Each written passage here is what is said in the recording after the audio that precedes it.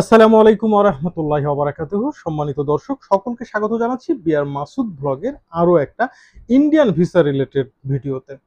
শুধু দর্শক, আপনারা নিশ্চয়ই জানেন যে বাংলাদেশিদেরকে এই মুহূর্তে ভারত কোনো প্রকারের ভিসা দিচ্ছে না বলতে গেলে।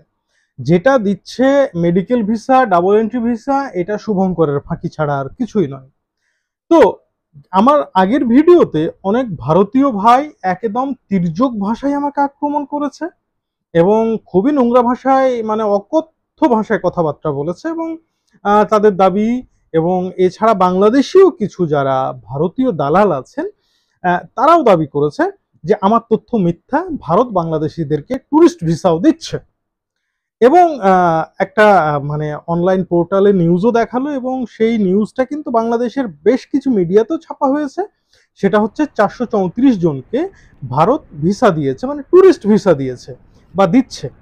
তো এই ভিসাগুলো কিভাবে দিয়েছে বা এই ভিসাগুলোর ইতিহাস কি, সেইটা যদি আপনারা জানেন তাহলে আপনারা বুঝতে পারবেন আসল সমস্যাটা কোথায়।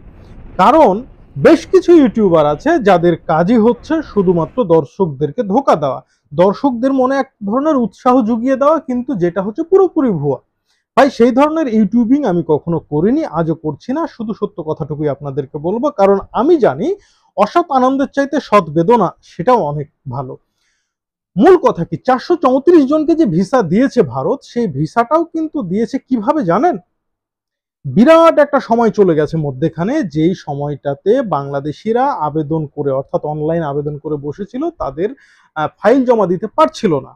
এটা প্রায় মাস দুয়েক বা আড়াই, এমন একটা সময় গেছে যে তাদের জমা দেওয়ার ডেটও পার হয়ে গেছে, কিন্তু তারা জমা দিতে পারছে না। এখন তারা কি করবে? ঠিক ধীরে ধীরে ধীরে ধীরে যখন সবকটা আইভ্যাক তো না, বেশ কিছু আইভ্যাক যখন খুললো এবং তাদেরকে এসএমএস দিয়ে অল্প অল্প করে ডেকে নিয়ে তাদের ফাইল জমা নিতে শুরু করলো। এইভাবে হয়তো এখন অবধি ফাইল জমা হয়েছে প্রায় 50,000। আমি এটা ধরে নিচ্ছি প্রায় 50,000, এর কমে হবে না, এর বেশি হবে তো কম হবে না। তো এই যে এতগুলো ফাইল জমা হয়েছে, এই ফাইলগুলো শুধু জমাই হচ্ছিল, এদের কাউকে কিন্তু ভিসা দেওয়া হচ্ছিল না। এমনকি আমার কাছে না হলেও 500 জনে রিকোয়েস্ট করেছে বা জানতে চেয়েছে যে আমরা ভিসা ফাইল জমা দিয়েছি কিন্তু আমরা ভিসা পাচ্ছি না কেন, কবে আমরা ভিসা পাবো। ভালোভাবে আমার কথাটা বুঝে যাবেন। এই যে এতগুলো 2-2.5 মাস যাবত যতগুলো মানে ফাইল পেন্ডিং ছিল, এই পেন্ডিং ফাইলগুলো জমা দিল। আবার যাদের পূর্বেই মানে ভিসা ফাইল জমা ছিল কিন্তু তারা পাসপোর্ট উঠায়নি, এই সমস্ত লোকগুলো, যাদের মধ্যে মানে ভিসা পাবো কি পাবো না একটা দোলাচাল কাজ করছিল, তারা পাসপোর্টও ডেলিভারি পাচ্ছিল না, এই সমস্ত লোকগুলোর মধ্যে 50,000 প্লাস, আমার ধারণা যে এটা আরো অনেক বেশি হবে, আমি একটা ন্যূনতম ফিগার বলছি, এই 50,000 প্লাস লোকের মধ্যে মাত্র 434 জনকে ভিসা দেওয়া হয়েছে। আসল কথাটা কি আপনারা বুঝতে পেরেছেন? এটাই হচ্ছে মূল ফান্ডা। এটাকেই কিন্তু কাজে লাগিয়ে কিছু ভারতীয় দালাল প্রচার করার চেষ্টা করছে যে এই দেখেন ভারত বাংলাদেশিদেরকে ভিসা দিচ্ছে। বাংলাদেশি মিডিয়াগুলো যেগুলো বলতেছে যে ভারত নাকি আমাদেরকে ভিসা দিচ্ছে না, এই কথাগুলো সম্পূর্ণ মিথ্যা। এবং এই যে 434 জনকে ভিসা দেওয়া হয়েছে এবং এদেরকে ভিসা দেওয়ার পূর্বে একদম গোয়েন্দা রিপোর্ট পর্যন্ত নেওয়া হয়েছে এরা কোনোভাবে বিএনপি বা জামাতের আন্দোলনের সাথে জড়িত কিনা, আওয়ামী লীগ পতনের আন্দোলনের সাথে জড়িত কিনা। শুধুমাত্র ভিসাগুলো তাদেরকে দেওয়া হয়েছে যারা আওয়ামী পন্থী এবং বিশেষ করে একটা বিশেষ ধর্মের অনুসারী।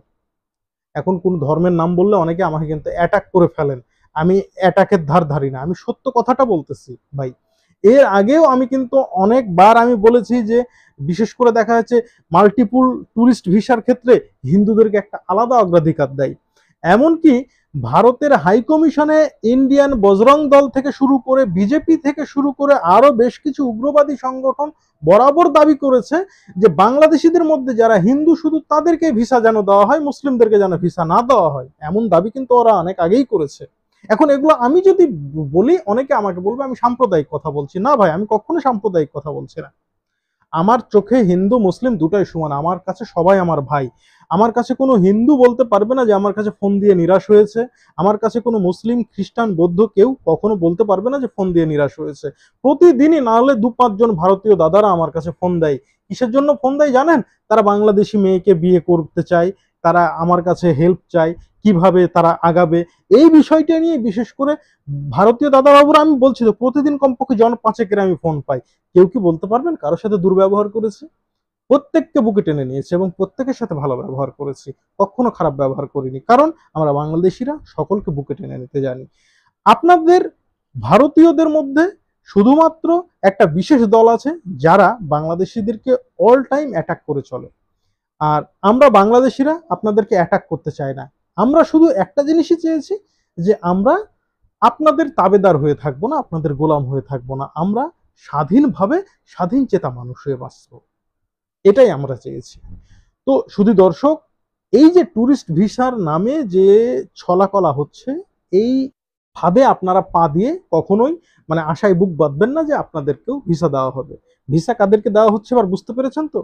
এখন হতে পারে যে আগামী মাসে হয়তো ট্যুরিস্ট ভিসা খুলে যাবে, কিন্তু ট্যুরিস্ট ভিসা যদি খোলেও, আমি আবারও বলছি, যারা বিএনপি, জামাত এবং ছাত্র আন্দোলনের সাথে জড়িত ছিল, তারা কিন্তু ভুলেও ভিসার আবেদন করবেন না, কারণ আপনাদেরকে ভিসা দিবে না, কারণ চুলচেরা বিশ্লেষণ করে এক একজনকে ভিসা দেওয়া হচ্ছে। সকলকে ধন্যবাদ। আসসালামু আলাইকুম।